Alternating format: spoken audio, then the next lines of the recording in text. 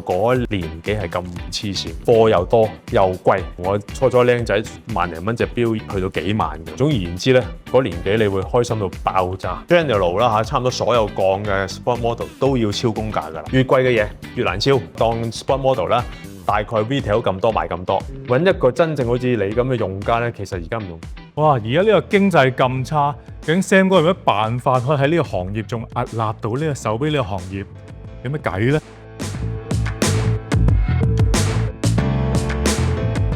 嗱，你好啊 Eric， 咁啊屹立不倒咧就唔好咁講，都仲未死得啦。咁啊幾樣嘢，第一咧係勝在自己有幾條線走緊，即係頭先我同你傾嗰幾樣都未講得晒我嘅範數啦嚇。咁最主要一樣嘢咧，經驗啊，經驗咧話俾我聽咧，賺唔好賺盡，蝕咧就嗱聲抌晒佢，止蝕。最慘我哋有一樣嘢做手錶咧，比起第二啲物種咧，我哋應該除咗地產咧，應該係差唔多第二個行業要攞好多資金出嚟。嗱，你買樓買鋪你好多錢啦，係啊，跟住第二都差唔多到我哋㗎啦。係咁啊，金銀珠寶啊，即係所謂貴金屬啊，或者一啲金鋪啊、珠寶行咧，係差唔多要攞好多錢出嚟做。係以千萬計、幾千萬甚至乎1億咁嚟去做呢啲資金咧，我啲銀行借我親戚朋友借我咩都好，你點都有成本。係咁咧，我哋跌市啦嚇，講緊跌市啦，咁跌市嘅時候咧，真係要鬥快掟。我都幾兇狠嘅，直頭係兇狠加到個成個 N 咁啊！真係咧，你唔好諗個市又係咁蝕都掉晒出去。咁你可以止到蝕你咪俾嘛啲資金回籠還翻俾人又好咩都好，唔好再抌落去。除非你老豆剩落10億，你係做1億。咁就冇所謂，但係都唔係冇所謂都唔係啦，揸住1億做5億㗎啦，通常係咁樣㗎啦。係其實大公司好多上市公司你都見到㗎啦。你調翻轉揸10蚊做1蚊，梗係冇事啦，咪輸晒咪知咯咁樣。變咗咧叫做避過咗一劫，輸就輸千聲咁輸㗎啦。講緊萬啊嚇。咁但係 anyway 最慘嘅嘢，我哋手錶行業係崩盤，你仲有鋪租人工跌唔到幾多，同埋跌唔到5成嘅話，人工跌唔到5成啦，鋪租跌到啫。係啊。啲貨物就算跌，你都要攞成千上萬去買，變咗好難做，轉身係難嘅。咁變咗純粹嘅經驗令我覺得，我唔理啦，我都要掉到去到一個好低位為止，再重新嚟過。呢個洗倉活動咧行動唔係咁容易㗎。你叫你啲樓啊同或者股票洗晒啲倉咯，我諗都幾大勇氣。咁叫做避過咗一樣嘢。咁你話我頭先喺開頭都講過一樣嘢啦，我咪喺當鋪做咗比呢個手錶重要耐。當鋪呢樣嘢好有興趣喎。咁當鋪啊，大家唔好諗到哇！啲市道咁，你當鋪發達啦，又唔係喎 Francis 唔係嘅喎。因為咁講，當鋪咧咁多年生意都叫做平穩，但係個量咧少咗好多。我唔知你有冇去過當鋪，不如你唔好講，你可能你怕。我冇啊，我冇去過。頭先有位朋友佢話佢爸爸去過，咁後生輩應該比較少啲。咁以前譬如咁講，比如説先，比如以前100人當嘢啊，一日咁先算啦。而家可能得翻10零個、20零個。個幅度真係跌得咁緊要嘅嚇，但係好似銀碼咧就唔跌得咁緊要嘅，銀碼都冇一點特別跌喎，應該係啲錶升咗值，黃金升咗值，係咪睇下黃金升咗值？咁變咗咧頂翻住銀碼，咁做嘢都做銀碼啦，客多銀碼多梗係正啦，如果唔係就起碼都冇客都起碼有銀碼我收利息㗎嘛，咁又可以維持翻個穩定嘅收入。咁啊，頭先你都可以問過我，你話咁啊呢啲跌嘅標市對你有冇影響？梗係有啦，咁啊因為跌得太過速、太過急。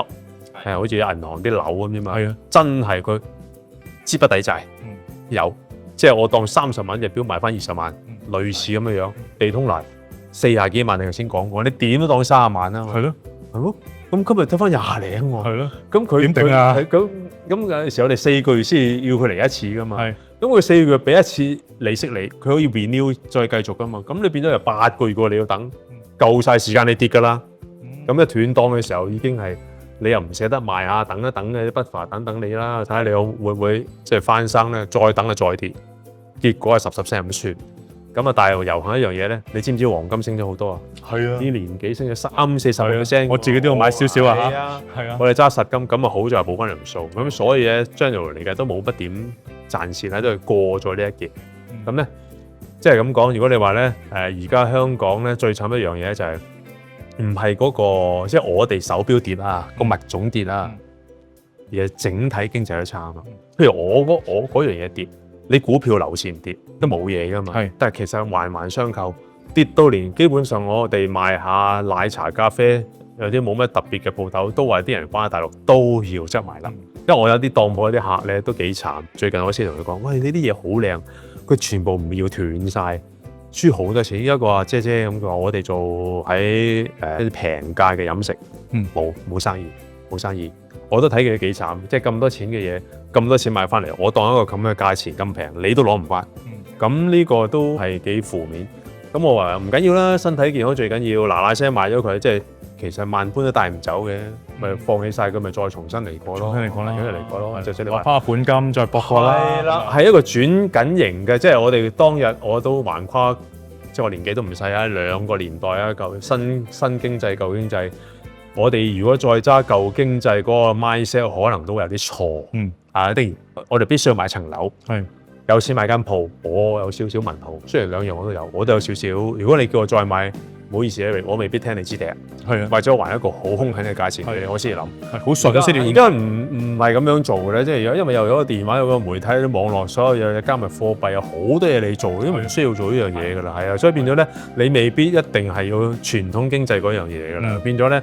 同埋好慢，好靠人，係嘛？你股票點解咁流通量咁犀利咧？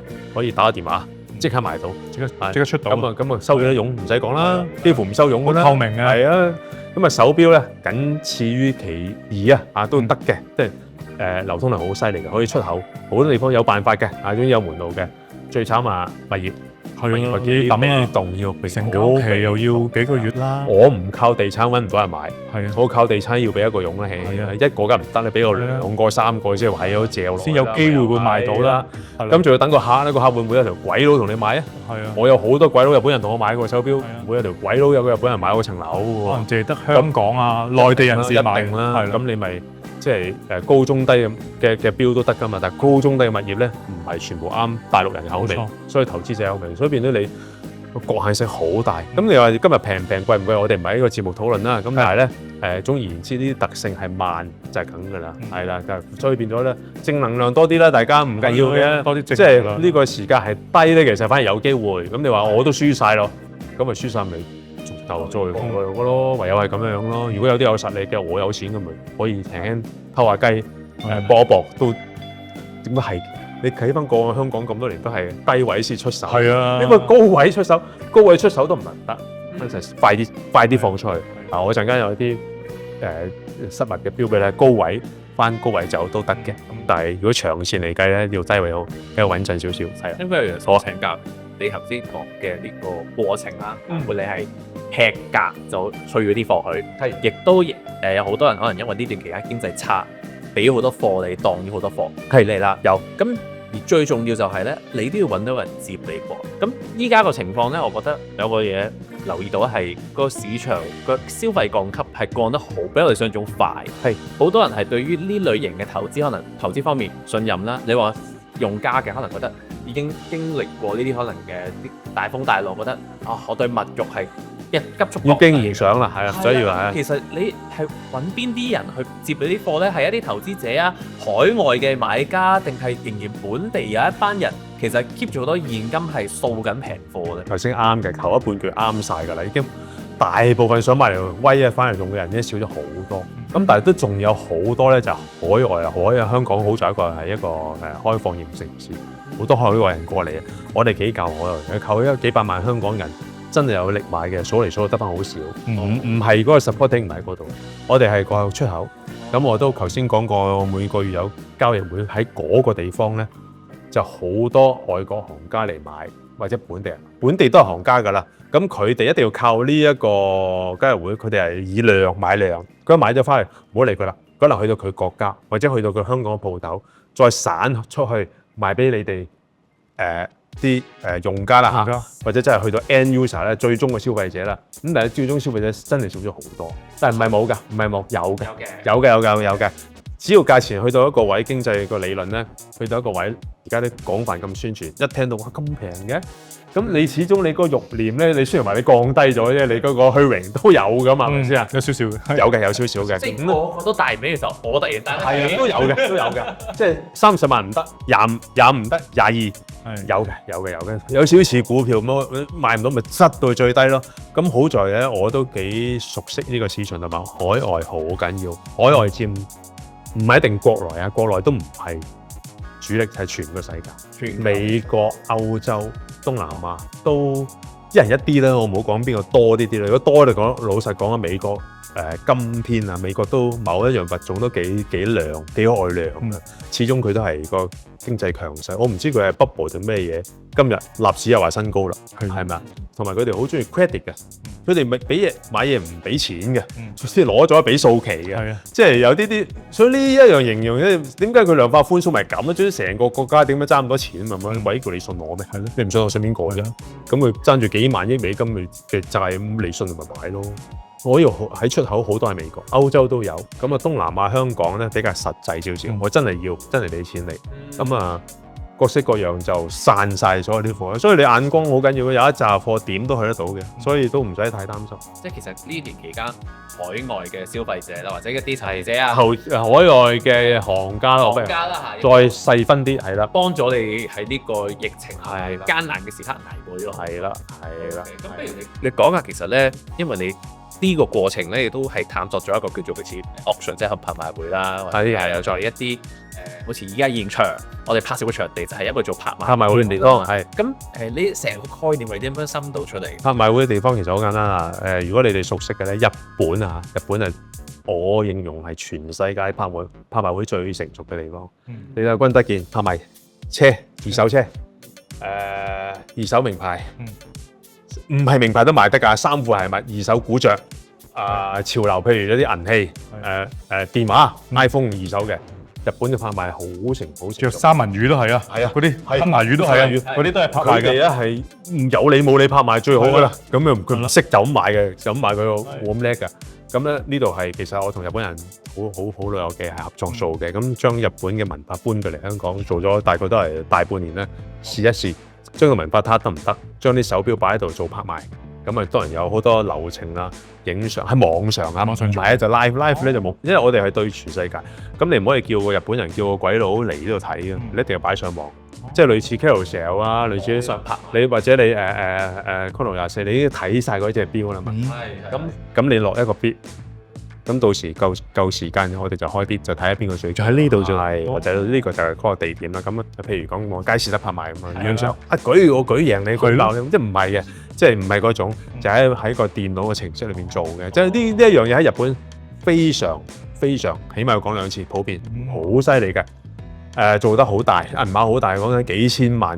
即係講緊係10億或者幾多10億，即係5000萬，大概係咁啦。嗰個港紙一次成交係幾千隻，係擺落去1個月咁做。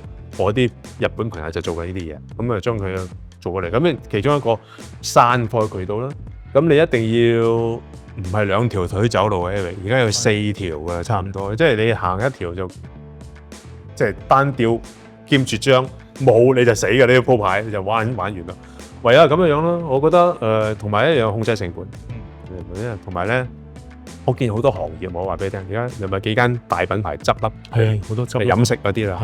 佢當日其實我都有啲朋友做呢行做到破產，走埋路都有好幾個，因為所牽涉銀碼太大，借咗錢翻嚟，最慘嗰件物係咁跌，好似銀行一樣，我按咗啲嘢係咁跌，你唔供，我冇人知，咁就玩完，咁銀行梗係唔會 collapse 啦，但係我呢啲個體戶會，咁咧我覺得佢哋應該咁個開頭覺得唔係蝕好多，頂得順，係啊，咁好難嘅，冇理由第一日蝕兩個月就執噶嘛，咁呢啲要考慮功夫啦。我對前景我睇得通，我覺得去某一個位我就要剁，你就要剁嘅，即係譬如我當然唔會執啦，即係某一啲行業有啲飲食，你真係要執，係要止蝕，你唔識變，仲係傳統，你真係要執咗佢，係啊，所以我覺得係。唯有係咁啦，唯有係大家要睇通一步，分享下啦，係啦，睇下你咩行業啦，有啲未必使嘅，係啦，睇啦，係咯。同埋我哋最慘嘅嘢咧，我哋係本大利小，係同買杯買杯珍珠奶茶，本小利大，係咪啊？你都知道嘅，就係要用好大量嘅資金，我睇咗好多。我哋目測尖沙咀啲鋪頭，我2隻錶啊，已經你可以開你間鋪你已經，包括埋你所有生財工具。咁啊，係咪？我買啊熱狗，譬如唔係，梗係唔係連鎖店啦。買下嗰啲雞蛋仔，話賣下一杯嘢飲，你幾錢開冇？50萬、100萬好未？係，我哋好2隻手錶已經100幾萬。我唔係話我哋威，係我哋都傷㗎，但係我哋必須要好清楚計自己條數。原來佢係咁，我哋佢輸晒都係100幾十萬，我輸身好唔掂啦，係啊，所以呢個你要好精明去諗呢樣嘢先得做生意。咁你而家做拍賣係淨係做手錶？暫時就做手錶。有冇探索其他奢侈品嘅拍賣？日本已經唔使探索㗎啦，跟個學就得㗎啦。手袋、珠寶。不過係貴或者平都好，不過其實所有呢啲物種咧，就你頭先講得啱嘅，你俾你個虛榮感已經跌咗。因為依家其實我見到一個世代變咗，你當用 Gen Z 嚟計啦。佢哋我睇到啲報告係話，佢哋對於奢侈品嘅需求跌得好勁，係因為佢哋開始追求一樣叫性價比。佢話 OK， 如果我要有呢一個咁嘅翼狀嘅手錶，咁我唔係話戴假錶啦嚇，但係話有啲叫致敬款式。都係影出相出嚟，差唔多又係差唔多咁閃令令啫嘛，都唔係要 show 俾人睇嘅。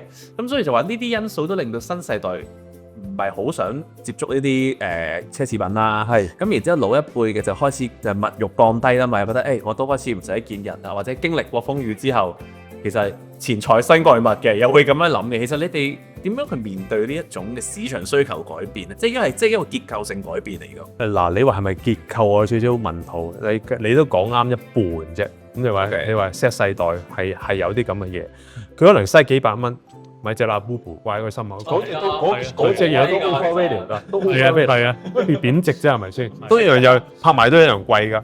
咁之但係有時我又講翻係真的係假不了。嗱，lasting 我又睇你2年啦。你睇你隻拉布布同我隻手錶如何？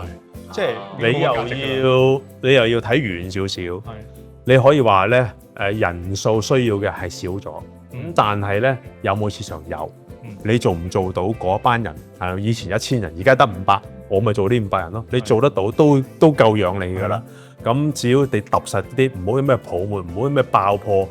其實我做咗幾十年，頭嗰幾10年都好平穩㗎。做咩2021嗰年做咩？你做咩上咗去啫？